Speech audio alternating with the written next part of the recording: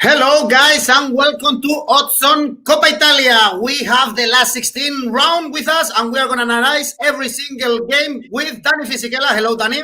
Ciao Edu, hi everyone. I hope you are well. Remember, you can leave a comment in the video. You will have the chance to win a £10 free bet with Novibet. Just write a comment. We will answer to your questions, and you can also have the opportunity to win a £10 free bet with Novibet. And remember also to click on the like button, subscribe to our channel, and click on the bell to get all the notifications if you are enjoying the video. So, Danny, we have the draw completely done in Coppa Italia. We have also the outright market. So before we go game by game, we can see that the big favorite is Juve, of course. But yes, of course his favorite because they are last year finalists. They won 4 of the last 6 Coppa Italia. They are the champions of Italy. But also I think they are favorites based on the recent forms. They are slowly making up grounds to the top of the league. They beat Milan 1 week ago 3-1. Yesterday they win against Sassuolo. They were not entirely convincing, but of course they have to be favorites. So they are favorites 3.1 to win the Coppa, and I think that's obviously the most obvious choice for bookmakers. I'm not saying bet on Juventus just yet because they haven't yet played a game in Coppa Italia, but of course I can understand why they are favorite. Yeah, the odds are always good for the outright market, but probably it's better to wait a little bit and see what is going on in this last 16 round. Remember, only one game, so the winner goes through the quarterfinals. So let's start with the first one. On Tuesday, we have Milan-Torino. Milan, actually, they just played in Serie A last weekend. Milan won 2-0, Leao and Kessie, but we saw back Ibrahimovic, we saw back Kaganoglu, so all good news for Pioli. And Torino, they are struggling this year. They are in relegation zone. They were a little bit better in the last weeks. Actually, that defeat in San Siro was the first defeat after 4 games. And we can see actually good odds, I would say, for Milan, 1.62, Danny. Yes, probably this is one of the highest odds we will see for the other 8 games for the home team. We have to say something, is a caveat. There are going to be a lot of changes in formations. There are going to be rotations because Coppa Italia happens in midweek games. It's not like in England, the FA Cup, that we got a weekend dedicated just to the Cup. So this in a bit devalues a little bit the Cup in these early stages, plus the big teams have only just started to playing in Coppa Italia. So there are going to be changes, and I think Milan, who are top of the league at the moment, and they want to remain at least as much as possible, they're going to rotate. However, against Torino, which they just beat 2-0, Ibrahimovic was back, so I think he's going to play. Çalhanoğlu is going to play. Perhaps Rebic will play. So some of the rotations don't necessarily mean the Milan's going to have a bad squad, but they're going to have changes at the back for sure, probably the second keeper, some of the defenders. It's difficult for Milan, obviously, to keep doing what they're doing because they are showing enormous strengths, enormous group spirit. And on Monday, they go to Cagliari. It's a tough place to go. So it's going to be a tough game, I think, for them, against Torino. But again, Torino, they're going to make changes, and they are in the relegation zone. And after Milan, they host Spezia, which is a key game. They got to win that. Otherwise, they lose touch with the pack of the teams that are just above them. Torino got some problems. Belotti's not scoring in the last 4 games, so that could be a little bit of a concern. They're probably going to start with Zaza and the young Bonazzoli. I wonder whether Giampaolo might switch to a 4-4-2. Probably it's a little bit better, but I see Milan favorites. So I would say go for an Asian handicap of minus 1.5. That pays around 251, which is basically similar to the game we already saw on Saturday night. All right, easy victory. In your opinion, actually, these 2 teams, they are be for sure more focused on the Serie A, one to avoid relegation, the other one to get the title, than in this Coppa Italia, although even if we see surprises, of course, like every cup tournament in Italy, especially big clubs always arrive to the final. So let's see this year in the way to Rome. The best game for sure in this last 16 round is the following one, Fiorentina Inter. Fiorentina, they finally won in La Liga. Blahovic really informed. He scored again. And Fiorentina beat Cagliari. You were saying that Cagliari is not an easy place to go. But the situation is that the Sardinian team is really down in the table. And Fiorentina is doing pretty good in the last few weeks with Prandelli, only one defeat in the last 6 games. Whereas Inter, they got a draw at the Olimpico. It's a good result, I would say, although they were leading 1-2 until the end. And we saw Ashraf Hakimi scoring again a really, really good goal, by the way. And I saw the stat here. Hakimi is the last Inter defender. I mean, he has scored 6 goals already in the season. And the last one was Maicon, who did this. So here, actually, Danny, the odds very low for Inter Milan. Probably a bit too risky betting on Inter Milan playing away with these odds only 1.78. Well, Inter are favorites because this is a game that they cannot throw away, because remember, Inter hasn't won a title in the last 10 years. Yes, they are focusing on the league because they've been knocked out of the Champions League, but they cannot underestimate the Coppa Italia. Being eliminated now for Inter would be a massive, massive disappointment, and Conte will be under pressure. They had a great spell of 35 minutes in Rome when they scored twice. They could have scored more, put the game to bed. But then the old limits of Inter, and I think also his managers, with some substitutions, especially taking out Hakimi in the last 10 minutes, I think they sent the wrong message, and Roma got the deserved, I think, equalizer in the end.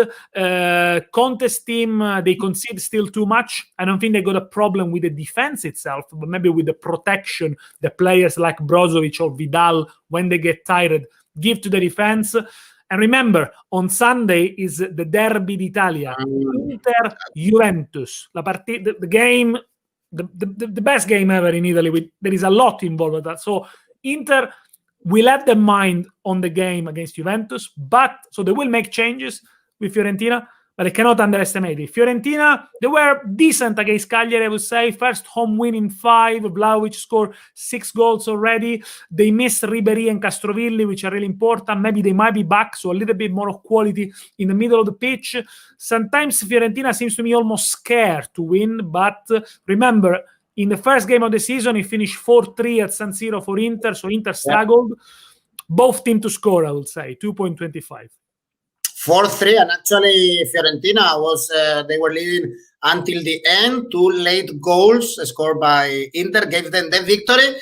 Remember that the winner plays against the winner of Milan Torino, so perhaps we can see a Milan derby in the next round of the Coppa Italia. Here David tells us that Conte will focus on winning the cup and the title for sure. Last year, Inter won that's what he's got left. He can't. He has to win something. He has to win something.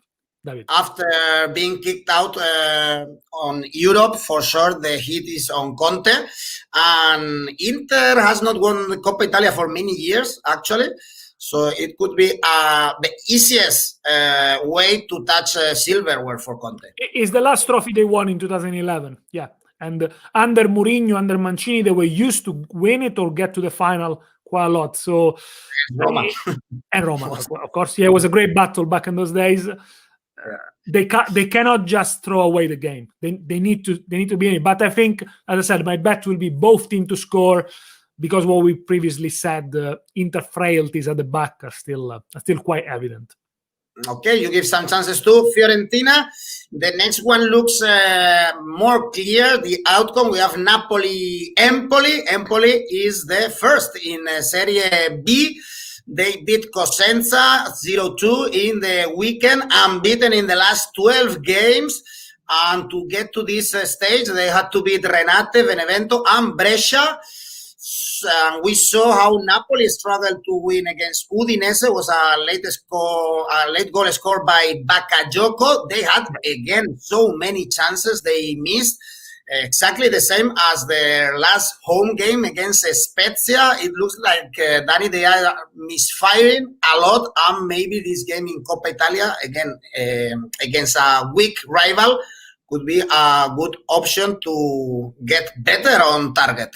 Yeah, potentially this is a game that could restore a little bit of Napoli's confidence. Again, depends which formation Gattuso is going to choose. Again, I think he's going to make at least 5 or 6 changes. Remember, they don't have Osimhen because of COVID. They probably still don't have Mertens. So maybe if they start resting also Insigne, I think, Napoli forward, you start looking at really the second choices. They were unlucky against Udinese, but also Udinese missed a lot of chances because the problem that Napoli have in the middle of the defense, Rachmani was the first game he played, and he was shocking at times. They had to sub him after 45 minutes. Manolas got injured. Koulibaly is still not there. So it's a bit difficult with Napoli these times. With Empoli, top of the league, playing well. And remember, they haven't played a game since the 4th of January. So there was a mini break in Serie B. So they're going to be slightly more rested. Are they going to be favorites at the Napoli? I don't really think so. Also because Empoli next game is against Salernitana. Salernitana are chasing them 3 points behind Serie B. So it's a key game, really.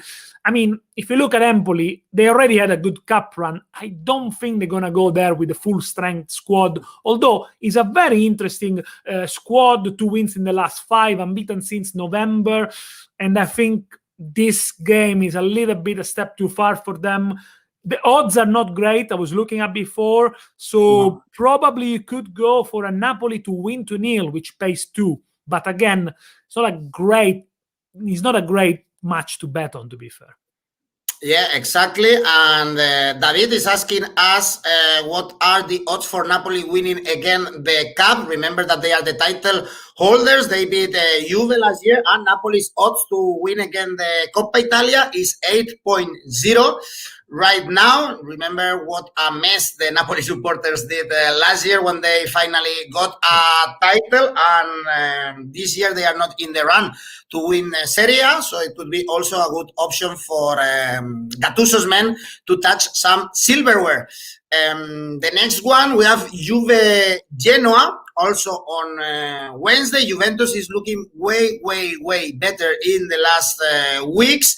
They beat Sassuolo, although they struggled a lot, even if they were playing with one more man, because Sassuolo got a red card. Now it's 3 straight victories for them. The bad news came when McKennie and Dybala got injured, and they face Genoa, Danny, another team that should be looking much more to the Serie A. They are in relegation problems, although in the weekend, finally, they got a home victory against Bologna.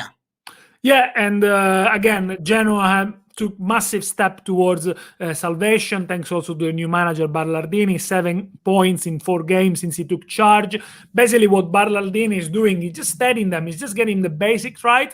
And he said, yes, we can play with 2 up top, actually. We got Destro, scored already 5 goals in 6 games. We got Shomudorov, the Uzbek, which is, powerful striker. Let's go for it. And then at the back, they're quite solid.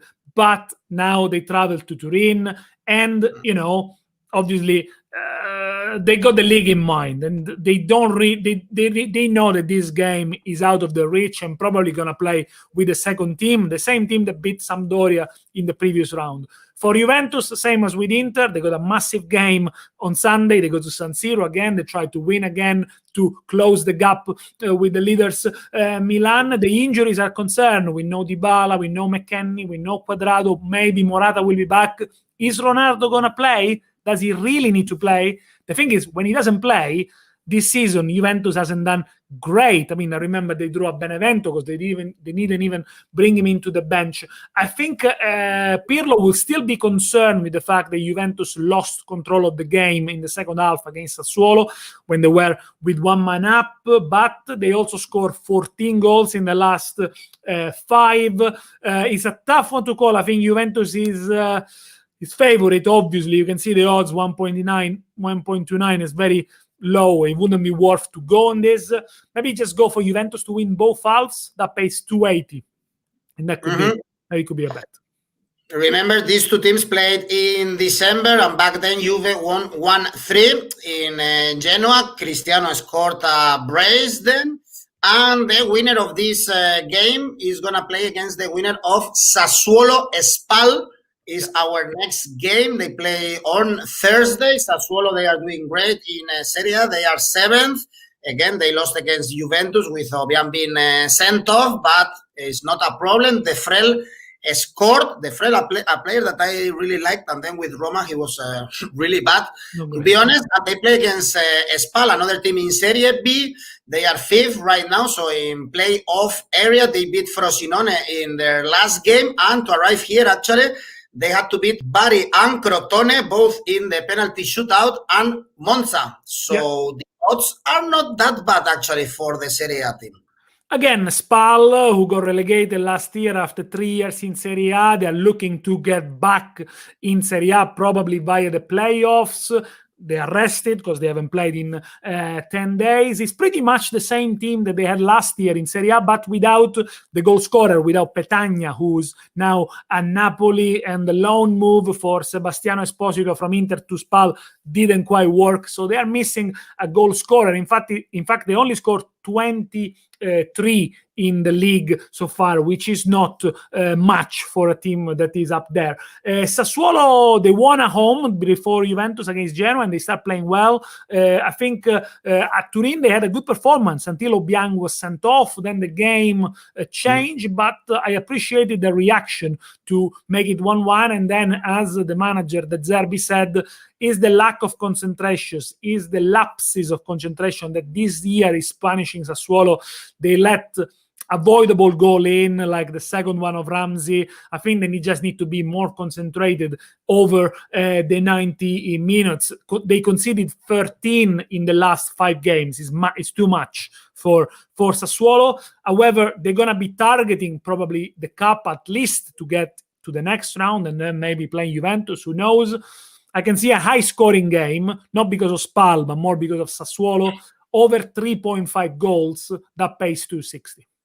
Okay, here Walid Hamad asks us if Sassuolo Asian handicap -1 is a good idea. What do you think, Danny? Yeah, I think it's a good idea. Maybe for your AK, put it in your accumulator, because I don't think it pays very much. So yeah, it's a cautious bet. I think go for it, but don't expect to make a lot of money on it. Maybe combine it with another couple of bets, I would say.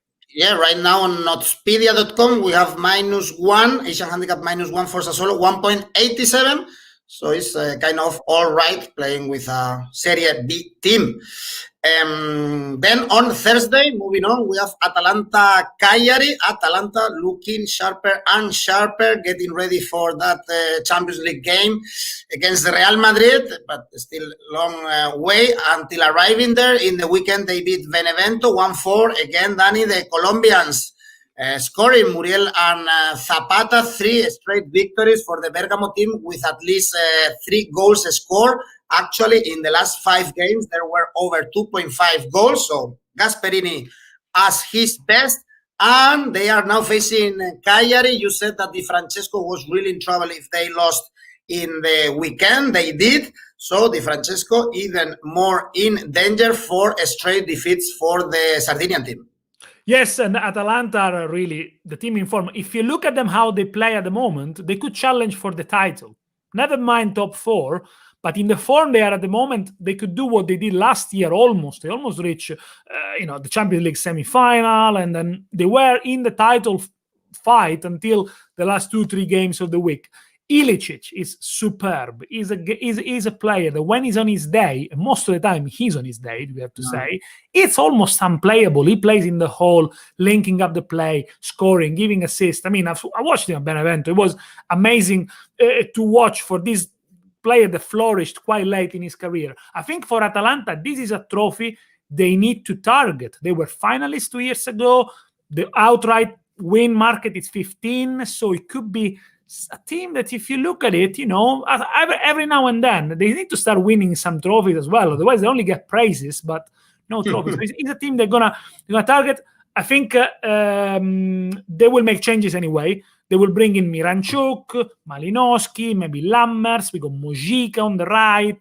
Ruggeri is a very interesting left back on the left. So they got strength in depth there as well. And they got Genoa home, which is a easy game for them, and then they go to Udine as they go a game in hand. Cagliari, very difficult to back them at the moment. Worst defense in the league. Second worst, 34 goals. And they go Milan home next Monday. I will go for an Asian handicap of -2 for Atalanta, which pays around 228. I cannot see any other winner than Atalanta in this case. Mm-hmm. That bit tells us easily over 4.5 goals in this game. Actually, they played already in Serie A, and Atalanta won 5-2. So you will win your bet. And also, Washing George tells us that Atalanta will keep scoring goals. And the problem here is that if we go for the total market, it pays very, very little because we all expect goals here. Over 3.5 goals, for instance, is only 2.0. So if you want to go for over 4.5, for instance, which is already a lot of goals, is 3.2 right now. We can check. So that could be another bet. The thing with Atalanta, George, is that it's one of the few teams in Italy that even when they are winning, they defend the win by attacking more. So it's the opposite of Inter, if you like. So they could score goals. Yeah. It's a really fun team to watch, Atalanta. And now these games are played this week, starting from tomorrow. But next week we have more games in Coppa Italia. We have 2 remaining. By the way, the winner of Atalanta Cagliari is playing against the winner of Lazio Parma. And I was saying that next week we have 2 more games. On Tuesday we have Roma Spezia. Roma at home, they are a really good team this season. They drew against Inter thanks to Mancini's header. Again, Dani Villar looked very, very good. The Spanish youngster. Roma was a team that fancied a lot the Coppa Italia before, but their last title was in 2007. So it could be also a good option for Fonseca to touch silverware, either Coppa Italia or the Europa League. And now they face Spezia. They are playing today, Monday, against Sampdoria in the derby in Liguria. They beat Napoli in their last game. They had to beat Cittadella and Bologna to be here. And actually, these teams also played already in the Coppa Italia. It was in 2015 at the Olimpico, and Spezia won in penalties. Famous victory. They remember this on social media this week. They won on penalties. Well, I think for Roma at the end against Inter at the weekend was a good point. Perhaps they took a step back in the terms of the way they played. It wasn't like the great display of free-flowing football, and they were under the cosh for over 30 minutes. But nonetheless, they have good character, they show strength, and at home this year, they are unbeaten. They struggle against the top teams, so maybe the issues in Coppa Italia will arrive later, but against the low teams this year, they are a sure bet, and they look very, very comfortable. I'm sure they will make changes because this game comes after the derby of Rome, which is going to be played on Friday. We'll analyze this on another Oddspedia show later on in the week. So they'll come out on the back of that game, which is completely unpredictable. And then they play Spezia again on Saturday, 23rd, who made these fixtures. They got themselves in a muddle because obviously they repeat some fixture. It is perhaps inevitable in such a packed season. Having said that, Spezia, they're a little bit hit and miss. See what happens today in the game against Sampdoria home. I think they're not favorites. Yes, they won 3 away games in Serie A, but they go to Turin on Saturday to play. Turin is a very important game, so I think they will be more focused on that game after the derby of tonight. I think, again, the odds here are not great for Roma, so maybe you can go for a clean sheet, 2.10 for Roma. That gives you a little bit of hope to doubling your money, although be mindful, Roma hasn't kept many clean sheets so far this season. Tom is asking us, Dani, is Enzola the player we need to look out for Spezia? If he plays, yes, because he scored so far 6 in the last 7. He's a very good penalty taker and he's a good poacher. Last year in Serie B, he showed that he could do the job. Sometimes he can lead the attack by himself. Depends who will play for Roma in defense. I mean, if they play with the same back three they play against Inter, they kept Lukaku quiet with Smalling, Mancini, and Ibanez. So he'll have few chances. But I think Roma is going to make changes. Depends if Zola plays. I'm not totally sure. Mm-hmm. Walid here also tells us Spezia to win with Asian handicap.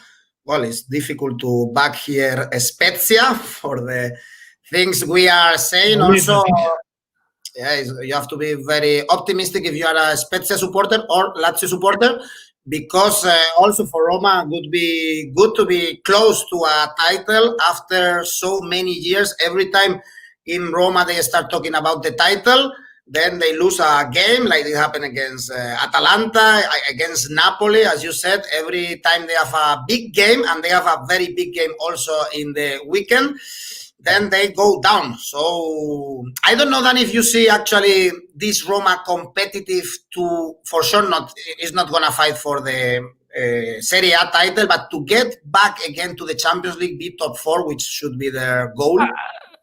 As things stand at the moment, if you look at the squads, I don't think Roma's got a worse squad than Milan, for example. They need consistency, and they need to sustain the pressure on other teams when they play for longer. Just the moments when they switch off in big games. It happened against Milan in Milan. They rescued the point 3-3.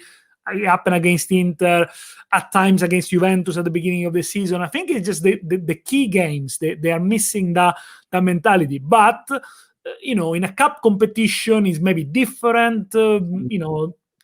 At the end of the day, if they win against Spezia, they might play Napoli, which is on their level. Then they got one between Lazio and Atalanta. They could do it. But I think it will be interesting to see how they approach the next few weeks, because the next few weeks at the moment they're always playing out on every 3 days. So it's all about how deep your squad is. I mean, someone suggests Roma top 4 finish is 2.2. Possible, yeah, I would say possible, but tell me at the moment who is not going to finish in the top 4. I mean, if there are at least 7 teams that can finish in the top 4. Exactly. This year is expensive. Even Napoli are out, and the winner of this out of the top 4, and the winner of this Roma Spezia is going to play Napoli or Empoli. So maybe also in the quarterfinals we could see, the most likely thing would be seeing Napoli, Roma in Derby del Sole. That would be a very good game. And the last one, Dani, we have is Lazio Parma. You mentioned that this weekend we have a Roma derby. And, Lazio, they are way better now. They beat Parma 0-2 with Luis Alberto scoring again. Caicedo playing very good. The Lazio, in fact, they have so many chances. And Parma now is 5 defeats in a row. So Aversa's arrival was not enough. The winner here played against Atalanta Cagliari. See how they played in the weekend. Then it's very difficult not to back Lazio now. Absolutely. Also, because of the way Lazio played, they start scoring very good team goals. If you look at the second goal that Caicedo scored, it's a very well-managed goal. It's not just the odd poacher goals that they used to score before. So Lazio is showing a lot of progresses. They won back-to-back games for the second time in the league. They are unbeaten in the last 3 homes. Luis Alberto is inspired. So they are targeting the top 4. Nonetheless, Lazio won this competition 2 years ago, so they know how to do it. They have, I think, a good cup mentality. And also, remember, we will know the name of the finalist of the Coppa Italia by early February, so before the Champions League starts. So this now for Lazio could be their Champions League, because everything else will be settled afterwards. Now, what is more important for Lazio? Finish top 4 of winning the Coppa Italia? Obviously, finishing top 4. But this game is definitely on the remit, although I'm sure they will make changes because after the derby, then they have Sassuolo home, then they go to Atalanta. So it's a difficult round of fixtures. For Parma, there's not much to say. They are the worst attack in the league with 13 goals. D'Aversa has really got a job in hand. They need to find someone a little bit more creative or inspiring in the middle of the field. I don't think that the midfielder provides enough support for the strikers, which are decent. Cornelius, Gervinho, Caramo. I mean, these are good players. They probably play in any of the bottom 10 teams in Serie A for sure. I think it's going to be a tight game because Lazio is going to make changes, but I think they're favorites, of course. So under 2.5 goals, that pays 238. But I think they are definitely favorites to qualify. Yeah, here David tells us Gervinho to bully Inzaghi's defense. The real thing is that in Serie A, Lazio was way, way better. It was. I mean, it didn't happen yesterday. And I think, yes, Gervinho's got pace. And some of the Lazio defenders are not as quick as him. But what I'm more concerned is the support that Gervinho is going to receive. Who's going to give the ball to Gervinho? He's not going to be able to do everything by himself. And Parma, at the moment, they are struggling in that department, I think. Okay, so Lazio winning this game, but you predict it's going to be a tight one. Then we've analyzed everything. By the way, here now we have a Lazio fan saying that they look so shaky, but the thing is that lately Lazio is doing way, way better in Serie A. Especially. They were good in Champions League. So, Danny, the only thing missing for us is your ACA. You nailed it in the weekend. It was a difficult one, with over 40. So, praise be to Danny. Let's see what you have in mind for these Coppa games. The odds are going to be lower because some of the games are quite one-sided, or at least that's how they look like. Milan to win, Juventus to score in both halves against Genoa, Sassuolo, Asian handicap -1, same for Atalanta, Asian handicap -1, and Lazio and Parma, only one team to score. I think it will be Lazio, but only one team to score, and the total odds is 17.18. Well, 17 is good for the ACA. It's very difficult to nail the 40 odds. So also, we have to remember these odds we are giving. Are for 90 minutes. So results at 90 minutes without considering the potential extra time or the penalties. Okay, we will write the ACA in the description box so we can check it later this week when we have or next week, because Lazio is playing next week, after we see our odds on Serie A show. Then thank you, Danny. Remember, guys, if you enjoyed the video, support us by clicking the like, subscribing to our channel, and clicking on the bell to get all the notifications whenever we publish new content or we do live videos or anything. Then thanks, Danny, and see you soon. Ciao, see you later. Bye-bye. Ciao.